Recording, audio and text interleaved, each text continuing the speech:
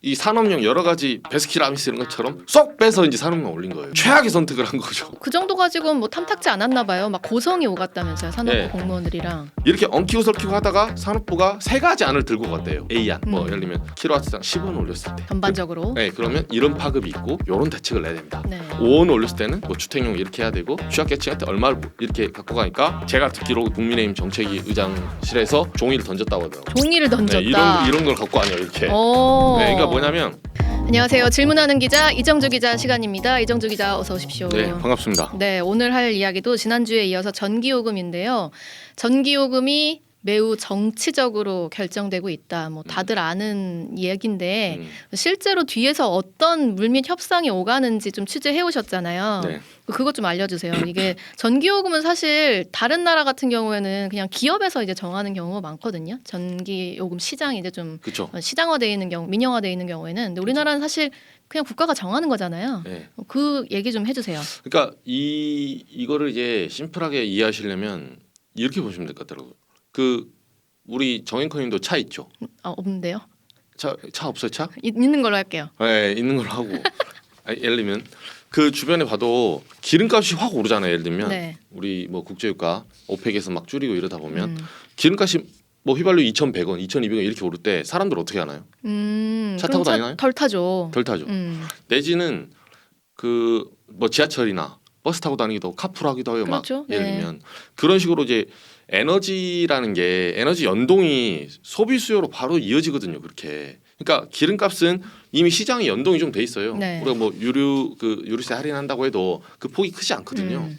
그렇게 해서 그 석유 소비를 우리나라가 기름 한 방울 안 나니까 사실상 정부가 시장에서 그거를 그 공급 그러니까 가격 대책을 통해서 조율하는 거예요. 네네. 우리나라에서 나지 않으니까. 근데 웃긴 게 뭐냐면 똑같은 원료예요. 그 석유를 수입해서 만든 게 전기예요. 그냥. 그렇죠. 네. 네, 근데 웃기잖아요. 전기는 그냥 손 놓고 있는 거예요.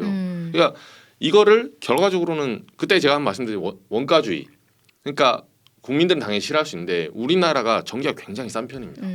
그렇죠. 그때 한번 제가 말씀드리도록 이제 네. 이거 제 표 옛날에 한번 기사에도 한번 썼는데 이게 OECD 평균 38개국 중에 우리나라가 전 38개 나라 중에 제일 싼 나라가 주택용 멕시코 38위. 네. 그리고 그 위에가 이제 터키 36위 헝가리 35위가 대한민국입니다. 아. 근데 보시면 알겠지만 OECD 나라들이 우리가 뭐 무시해서가 아니라 우리가 뭐 G7 가니 안 가니 하잖아요. 그러니까 개발도상국이랑 사실 그렇죠. 우리나라가 수준이 그렇죠. 비슷한 상위권 거네요. 10개 공공요금이. 지금 10개에 있는 그 나라거든요. 우리가 산업적으로 봤을 때는. 그러니까 아무래도 산업부 공무원들은 이거를 이제 계속 올려서 막 그 자회사 공공기업인 한전이 이제 정상화 시키려고 아마 할 테고. 네. 근데 정치권에서는 이거를 어떻게든 붙잡아야 될 거잖아요.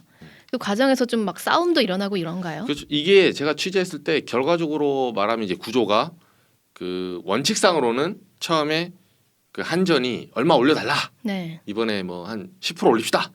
네요.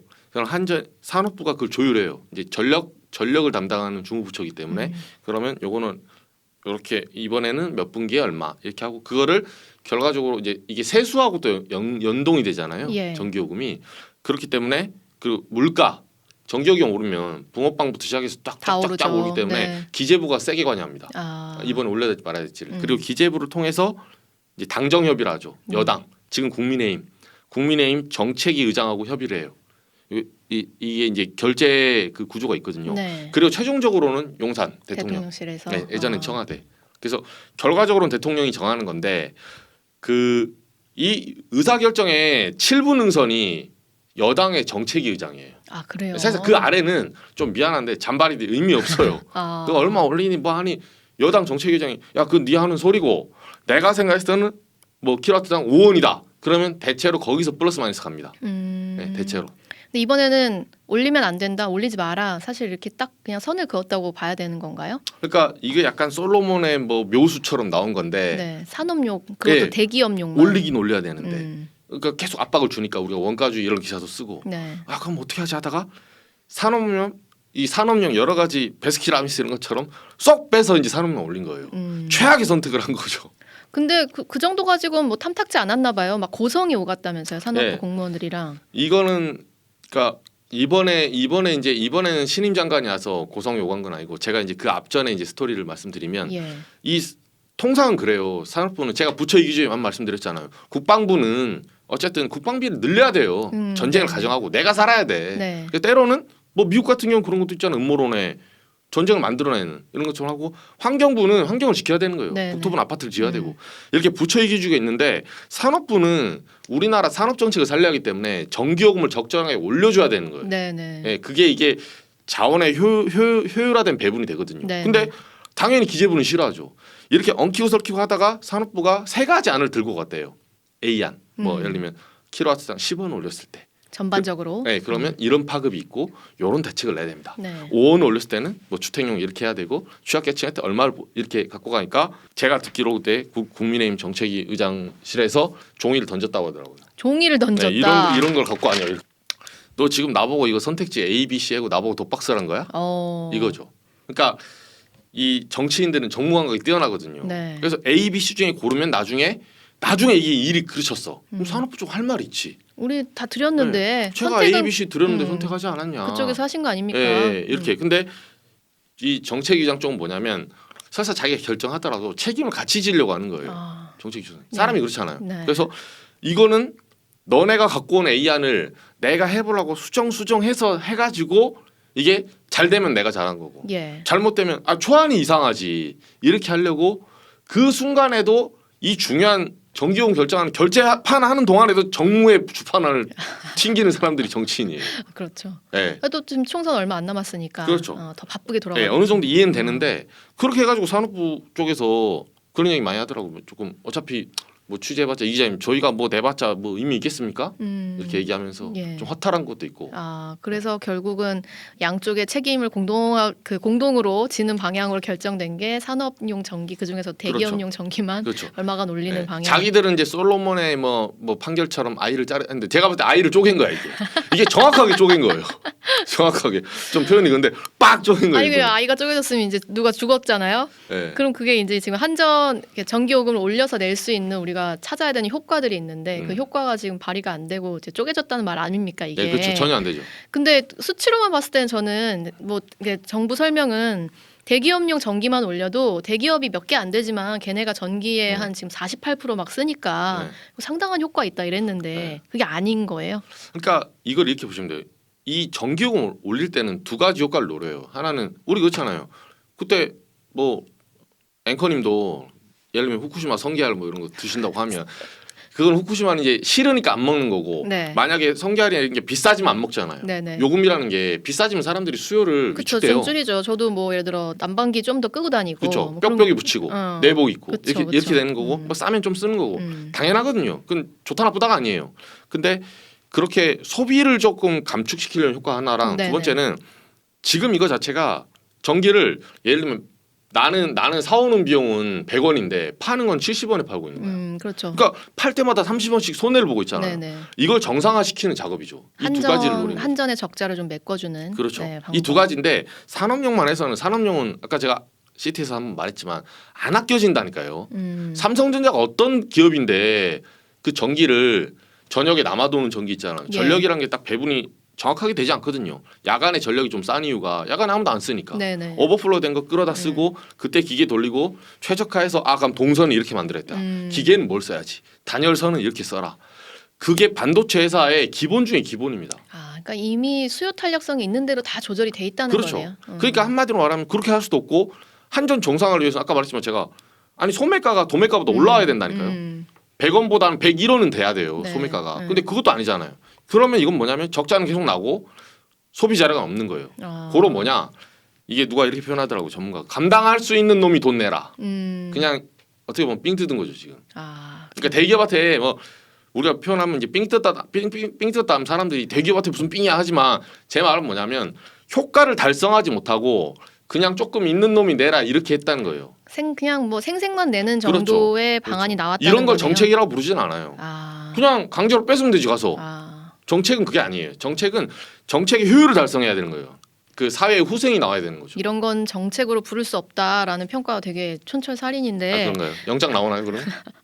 영장은 조금 더 세게 해야 될 것 아 같아요. 그래요? 아니 그래서 지금 한전만 바빠졌어요. 왜냐면은 적자가 지금 어마어마하잖아요. 그쵸. 매번 지금 폭탄이 언제 돌아오냐 막 달달 떨고 있는데 그래서 자구책도 막 여러 개 냈는데 이게 좀 효과가 낼 수 있는 상황인가요? 어떤가요? 그러니까 크게 보면 그 뭐 기사는 여러분들이 이제 찾아보시면 아는데 네. 두 개예요. 부동산 매각하고 인력 감축. 근데 둘 다 뻥인 게, 뻥이에요. 예, 그러니까 결국은 뻥카로 갈 거다.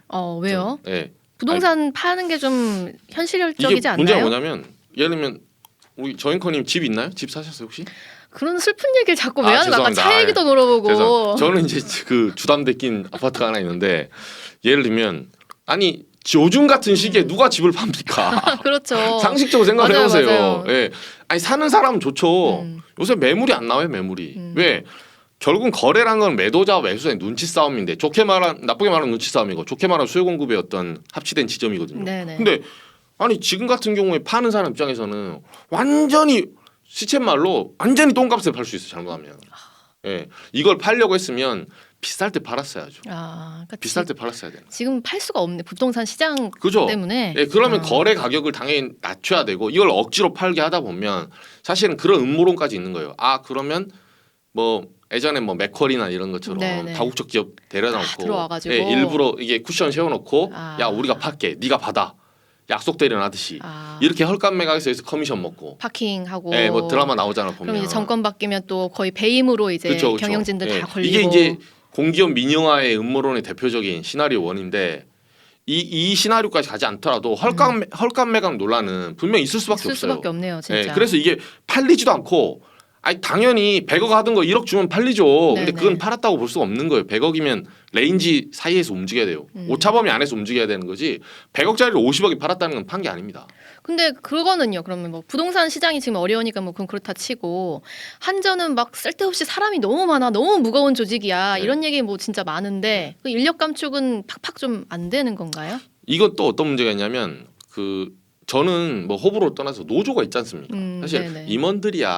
사실 임원들이야 연봉도 많이 받고 책임도 많고 고난도 많잖아요. 법카도 있고. 네. 그러니까 그분들은 어떻게 보면 몇 년 하다가 다 자기도 그게 파리 목숨인지 알고 맡은 거예요. 그렇죠. 뭐 임원이 나쁘다는 게 임원, 아니라. 네. 예, 근데 직원들은 노조가 있지 않습니까? 우리도 노조가 있잖아요. 그쵸. 근데 노조에게 임금 상승분을 반납을 하려면 노조하고 협상을 해야 되는 거예요.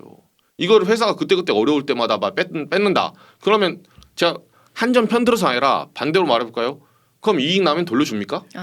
공기업 안 주잖아요, 어차피. 그렇죠. 이익 나봤자 보너스 없어요. 그러니까 만약에 하려면 민영화된 회사들처럼 뭐 삼성전자나 SK처럼 잘 될 때 호황기 때 보너스 빵빵 주고 안 될 때는 감원하는 거예요.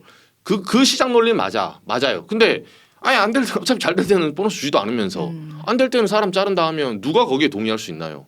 그래서 이건 노조와 협상한 게 법으로 정해져 있고 노조가 동의해주지 않아요 지금. 어떤 기업 체질의 문제, 또 노동권의 문제랑 부딪히기 때문에 이 부분도 상당히 유연할 수는 없는 부분이네요. 그렇죠.